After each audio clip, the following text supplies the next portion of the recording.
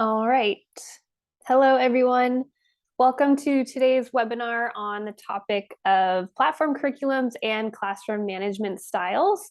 These two topics tend to go hand in hand, and my hope is that you walk away from this webinar feeling a little more empowered to run an efficient and engaging PE class. Here we go. So I'm Jackie. I work on our customer success team here at Platform. You'll also find me in some of our programs, either coaching or demoing movements. But my main role is to teach our customers how to be successful with the help of Platform. So here's a look at today's agenda. So oftentimes the physical education department is tasked with a unique and rather challenging scenario. So your classes don't take place in a typical classroom. You may be teaching in a gymnasium, in a weight room, or even outside. And we typically see larger class sizes in PE with a variety of grade levels and abilities all in one class.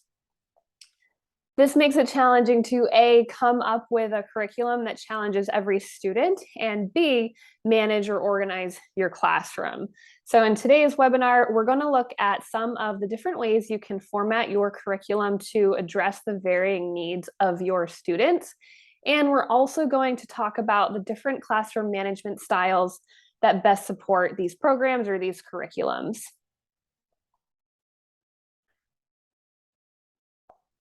So how can Platform help? Luckily, there are a number of ways that Platform can aid in this conundrum. So the first one is curriculum planning. So we do have resources to help you map out an entire semester or school year. When curriculum mapping is taken off your plate, this then leaves you with more time to focus on prepping for each individual lesson and focusing on the students you have in front of you that day. Platform can also help you offer multiple training paths. So with digital workout assignment, students no longer have to depend on you for their workouts.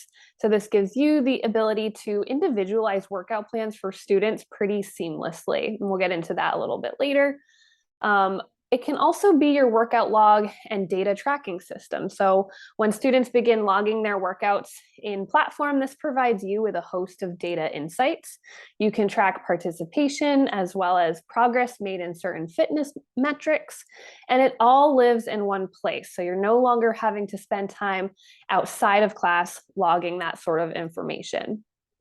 And then lastly, a lot of folks just look at Platform as another coach in the room. So Platform is truly meant to be an extension of you in those moments when you're attempting to teach a newbie an air squat, and you're also telling your advanced athletes how much weight to put on the bar, and you're also trying to fix so-and-so's push-up technique simultaneously, all at the same time. That's where Platform comes in. So we can provide those prescribed weights, we can provide that video instruction, then freeing you up to provide more of that one-on-one coaching and feedback where it's needed most.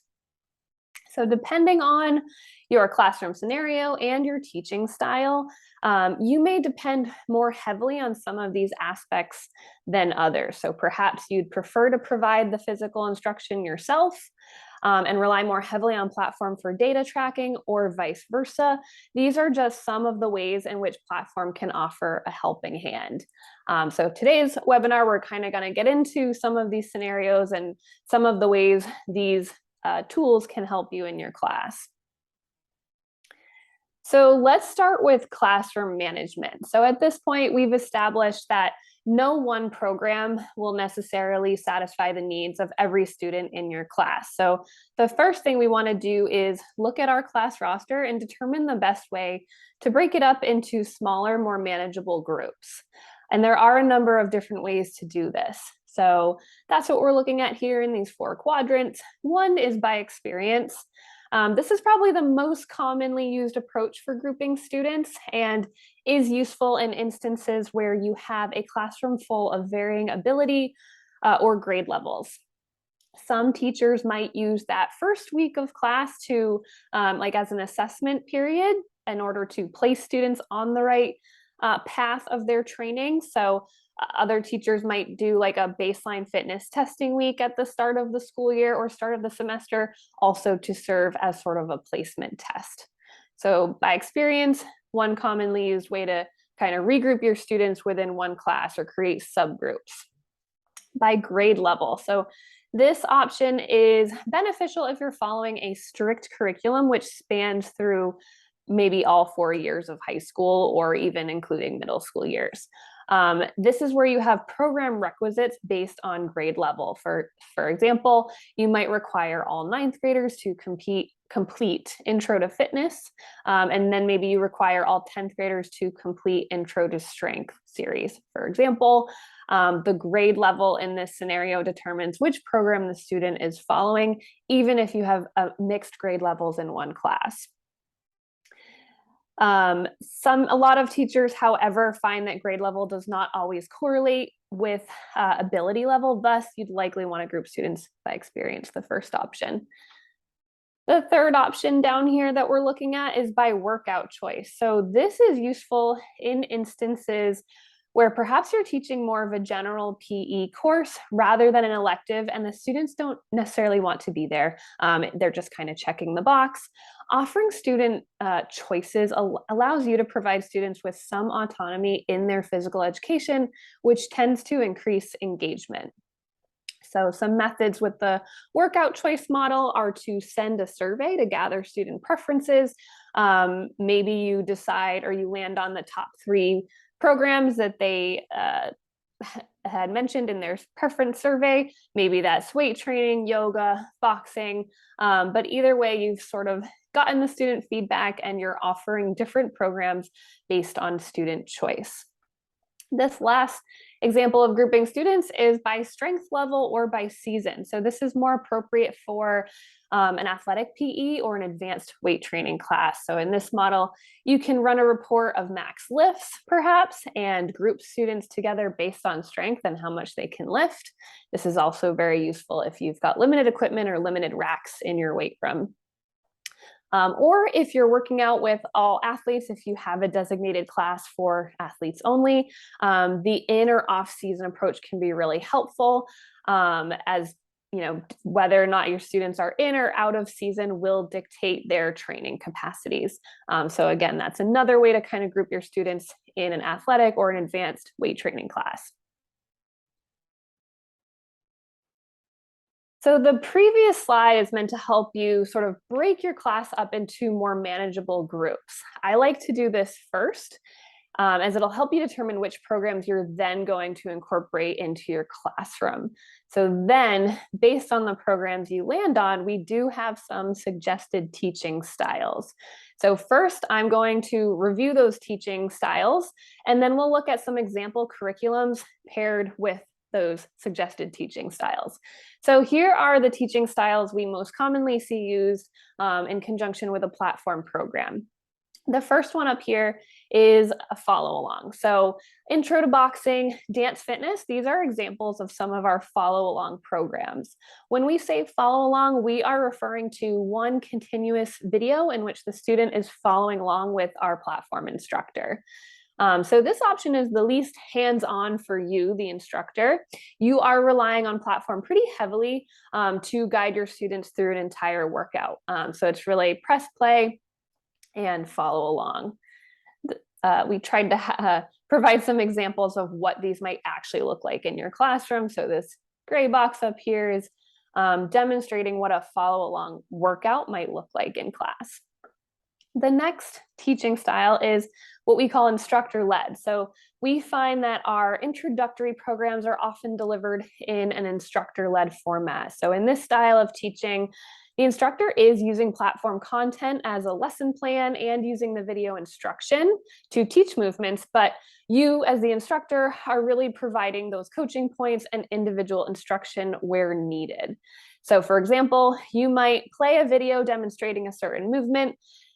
You as the instructor would use the coaching points that we have associated in the lesson with that video to review the points of performance or important technique that the student might want to hit on that movement before the group breaks apart, does their sets and reps, and then reconvenes for the next video. And again, you continue watching the instruction as a group, but mostly led by you, the instructor.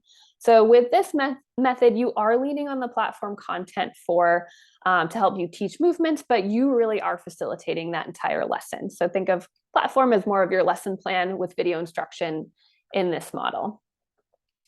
In this third teaching style, we call it student guided. So in this model, the student is following their assigned workout via their individual device, and they are logging that workout to ensure that they get credit.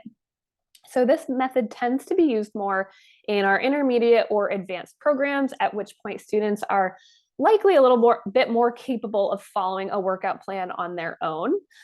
In fact, it's worth noting that any student following an advanced weight training program will want to be operating on their own device or a device of any kind, so that they can access their individually prescribed weights and know how much weight to place on the bar.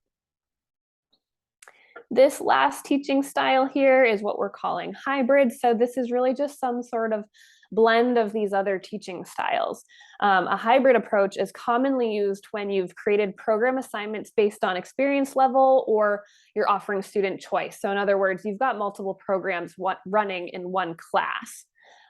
Naturally, you'll find that the different programs are just better suited by different forms of instruction, pulling from this list here.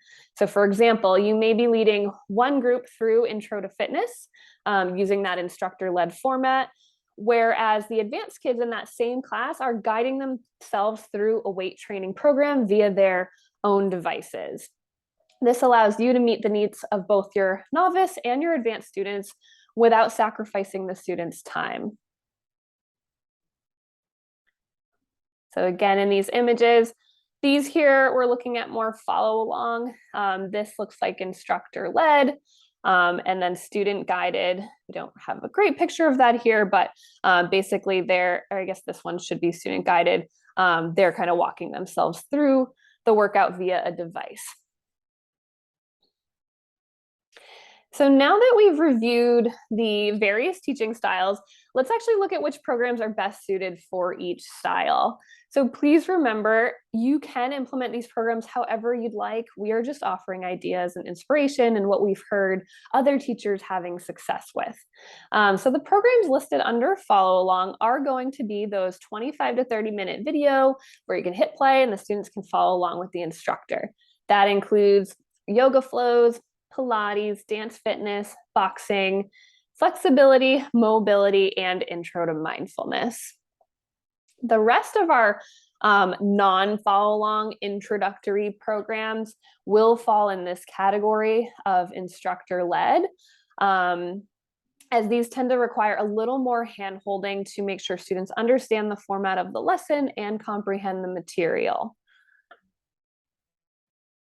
The programs found in this student guided column are mostly weight training programs, which again require students to log their weights, which then impacts the direction of their training.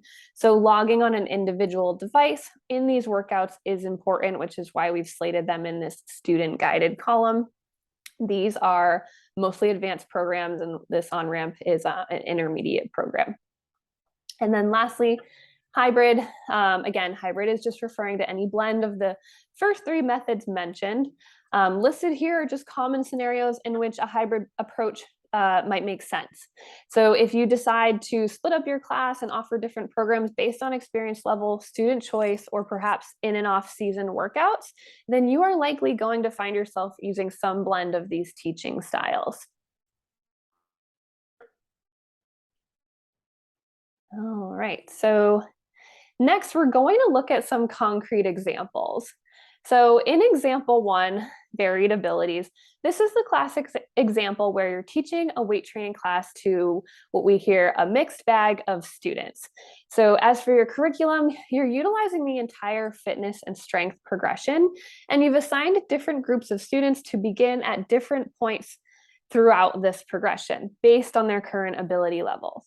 So after assessing your students, you may find that you actually only have two groups. Maybe you just have this beginner and intermediate group, or maybe you have a very clear beginner and advanced, or maybe you really have been able to clearly identify three different groups of ability levels, and thus you break them apart that way. Now, what are you going to do in this? What are you as the instructor going to do in this scenario? So naturally, you'll find that you're spending most of your time with the beginner group, actually facilitating the Intro to Fitness series here. So while students are completing prescribed sets and reps, in these workouts, you may also venture over to the intermediate group to provide some coaching tips, as this group is being taught how to do core weight lifts for the first time. As for your advanced group, they tend to know the drill. They have what they need in front of them. They have their sets, their reps, and their weights, and they know how to navigate a weight room. They're more experienced. So the benefit here is that all of your students have their assigned workout on their devices. You are then freed up to move around your weight room as a float. The bulk of facilitating these workouts has been taken off your plate. So you are now freed up to watch, assess, and coach, which is truly where you provide the most value to your students.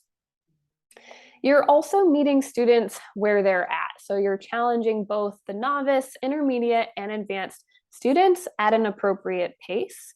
And it's also very easy to jump kids ahead in this progression if necessary. If you've kind of slated someone in Intro to Fitness, but they actually are ready to touch some weights, maybe you pop them, move them along into the Intro to Strength group. So very easy to facilitate that as well.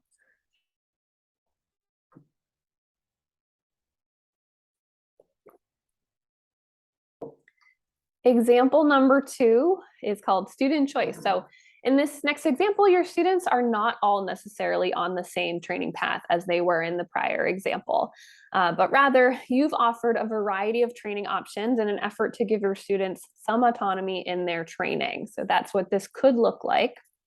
In this model, you're operating under the assumption that fitness may not look the same for every student. So yes, it's important to teach foundational movements, but perhaps not every student is interested in weight training beyond that point. So the goal here is to give your students a say in the matter and expose them to a variety of training pathways, whether it be yoga, boxing, dance, strength, or Pilates, so that you've increased their chances of finding what really sticks. What are they most likely to continue doing beyond high school? As that is really the ultimate goal here. So in this model, the instructor has actually surveyed the class and has decided to offer 3 different training options based on the results. So you're certainly not limited to 3 training options. This is just an example. And then you'll also notice the teacher in this model is using a different teaching style to facilitate the different programs. So boxing, again, that's a follow along program. So that subset of students is off in you just need space for that program, maybe a designated space of your weight room or gymnasium. Watching a screen, they can all share on one projected screen, or they can share devices, but they're following along with the instructor. Whereas this group over here, who is interested in weight training, they have their weight training program in front of them on an individual device, and they are walking themselves through that workout. They don't need you to facilitate that workout for them, but they may need you to provide feedback, technique tips, things like that. And then you've got your third group here that is learning just a basic fitness curriculum, perhaps Intro to Fitness Part 1 or Part 2, and you are facilitating that in an instructor-led format. So you are kind of guiding them through each section of that workout. You'll likely spend most of your time here, but you are available to walk around as a float, give support, coaching, technique tips where needed. When students feel like they have a choice in what they do with their time, even in a PE class, it tends to keep them more engaged. So that's really the main focus point of this example and this teaching model. And then in this last example, I just wanted to highlight that you can switch up your teaching styles throughout the week. So you don't have to decide, okay, I'm gonna, I'm gonna be that instructor-led teacher. I'm gonna lead my students through every single lesson. You can certainly switch it up. So in this example, we've incorporated Intro to Fitness, yoga, and boxing into a weekly schedule. And we're using different teaching methods to facilitate each lesson. So This model would be useful in instances where maybe you don't have such a range of ability levels in your class, so you do maintain the same syllabus for all students in the class, but you implement a variety of teaching styles throughout the week just to kind of spice things up. Students learn in different ways, offer them different ways to learn new material. So in this example, you'll notice we're going to get through 3 lessons of Intro to Fitness. Those first 2 Intro to Fitness lessons, we're going to use that instructor-led format. This really helps the students get the hang of how those lessons are formatted and kind of develop a routine. They know when they're doing an Intro to Fitness lesson, it starts with their warm-up, they learn the movements, it ends with a finisher. But you're guiding them through that so that that format really becomes ingrained in them. But then on a Tuesday, you've sprinkled in some form of active recovery. In this example, we've used yoga. This is a less focus required lesson to get through. It is more of a follow along format, so you're not having to pause, recite points of performance and things like that. So we are calling this follow along. Everyone kind of can take a more laid back approach to getting through a yoga lesson. On Thursday, we've incorporated what we're calling an activity day. You might call this like your games day. You might do some of the other activities that you like to cover in your curriculum. In our example, we've pulled from our program library and we've used boxing as an example here. So we might cover Intro to Boxing lesson 1. Again, this is going to be follow along. Little less hands-on for the instructor, gives you a break to prep for future lesson plans, and it gives the students a new way to learn a new program such as boxing. And then lastly, on Friday, we are getting through that lesson 3 of Intro to Fitness, but maybe we're using a different format such as peer instructor or student guided. So in peer instructor, you are asking the students to teach one another. So maybe, you rotate through groups of students and assign them to a lesson that they are going to teach back to the class. That can be a fun way to kind of spin things and turn things on the students. They are then getting that experience in prepping a lesson and providing instruction while learning it themselves. Or maybe you, after getting through lesson 1 and lesson 2 of Intro to Fitness, that format of the lesson in that program is sort of ingrained in the student's head.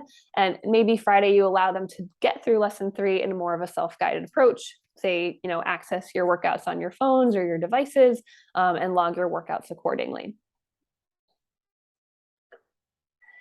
So again, this model is just helpful to see that you don't have to land on one teaching method. You can certainly incorporate different teaching methods even within the week. There are really 2 benefits to this.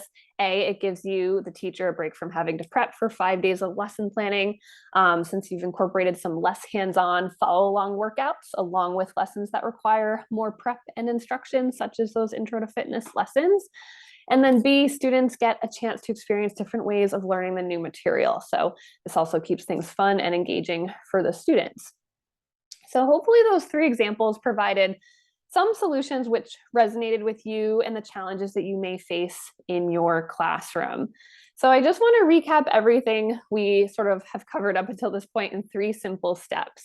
So step 1 is organize your students into smaller, more manageable groups, whether that be by experience level, by grade, by seasonality if you're working with athletes, or by student choice. Step 2, decide on appropriate programs for each of these groups. You might be wanting to do, one pathway. Everyone's doing fitness and weight training, but maybe you separate the experience level, or maybe you're looking to offer student choice. You're okay with students kind of doing their own thing as long as they have that instruction in front of them. And then step 3, utilize different teaching methods to help you run your class. So you don't have to be, guiding everyone through different things at once. That's where you can really start to lean on platform to help you achieve that model where you're trying to meet the students where they're at. All right, so tips and best practices. So lastly, I'm just going to run you through some tips as they relate to classroom management. So the first one is to develop routines. We talked about this a little bit, but one of the best ways to maximize The limited time you may have in your class is by developing routines. So students really thrive off routine and structure. Creating those simple expectations around student responsibilities can help to create a better class flow. So what does this look like? This could include always having a group warm up that's always 5 minutes long, a dedicated mid-class water or bathroom break, and then maybe some sort of exit ticket, whether that's writing your finish or time up on a whiteboard or logging your platform workout, or making sure they press that end workout and completing their logged workout. Whatever that exit ticket might look like for you, but developing those routines so students know what to expect can go a long way. The next tip here, again, we touched on this in the beginning, but utilizing technology where you need it. So you do not need to include platform in everything you do, but what is important is identifying where you could use the most support. Maybe you need the help of that video instruction because you're not well versed in teaching every single movement that there is to teach. Maybe you need a more reliable workout log to track student participation.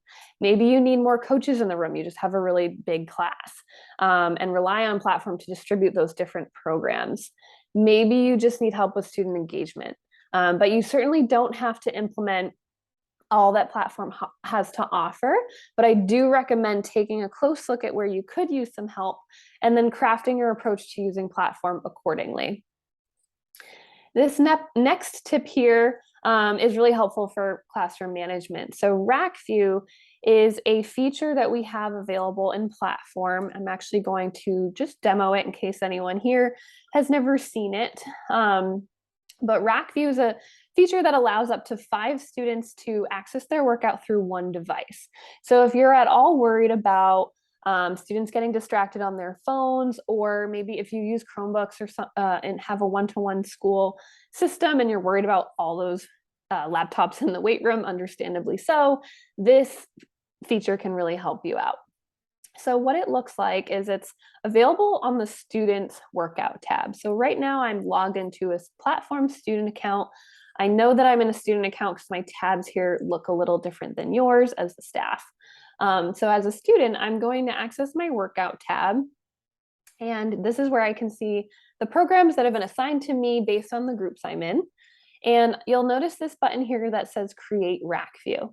So when I click that, my roster of classmates will show up. I can sort this by group if I want to pull up, my class.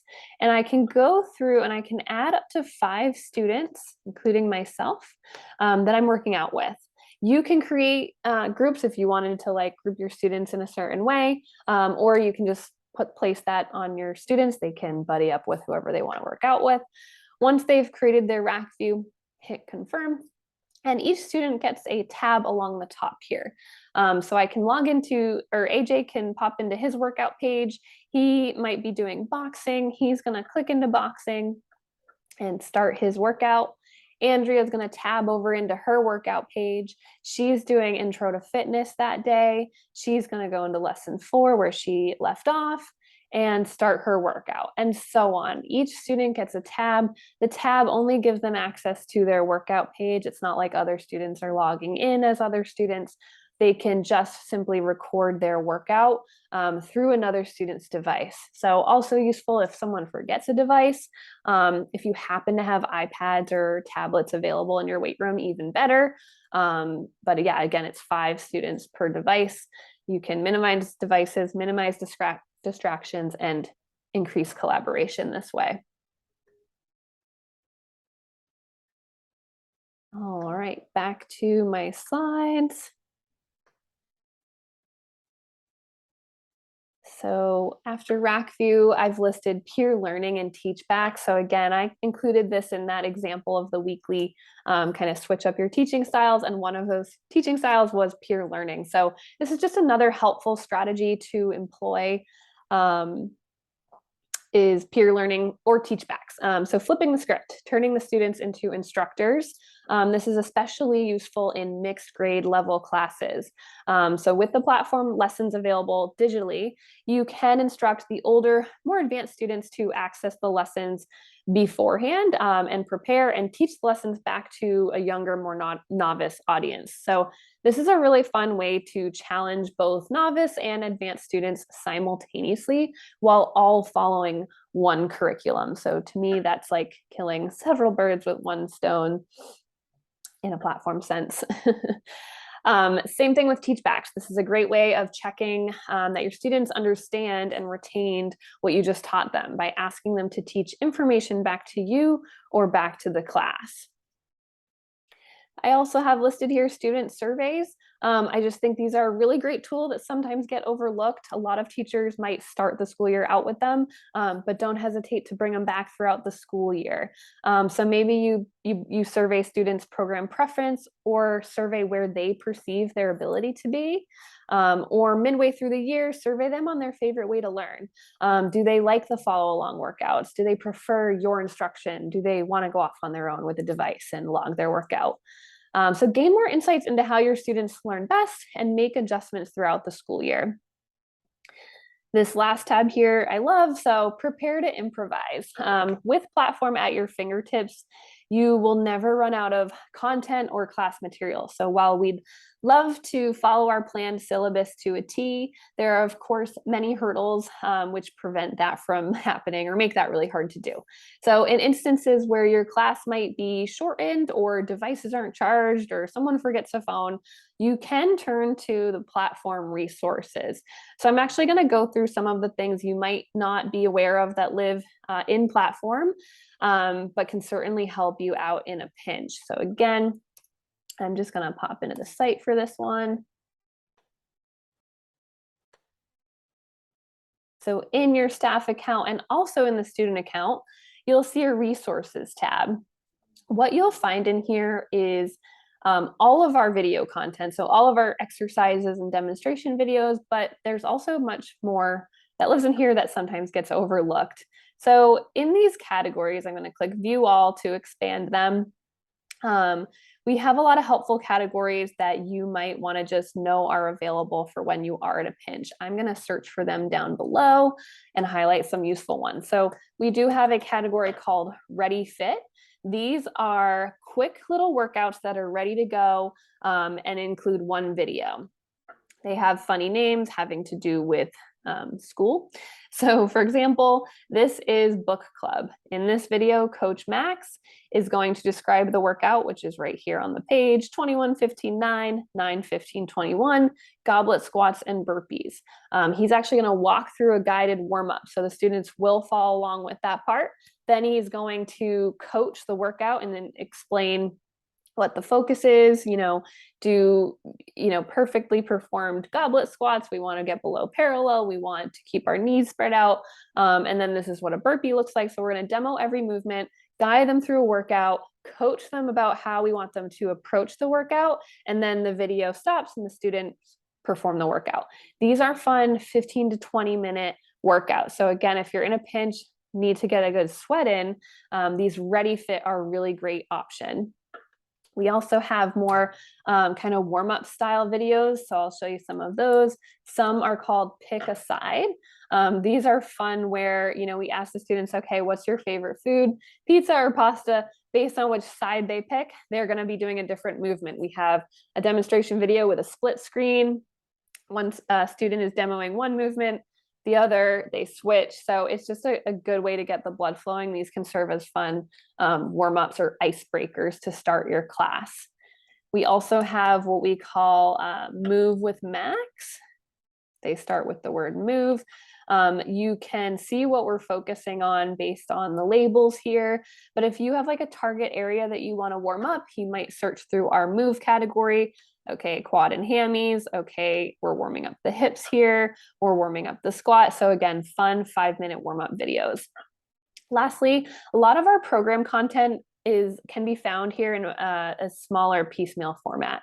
So if I search the word breathe, I can find some quick breathing techniques that Megan will guide us through.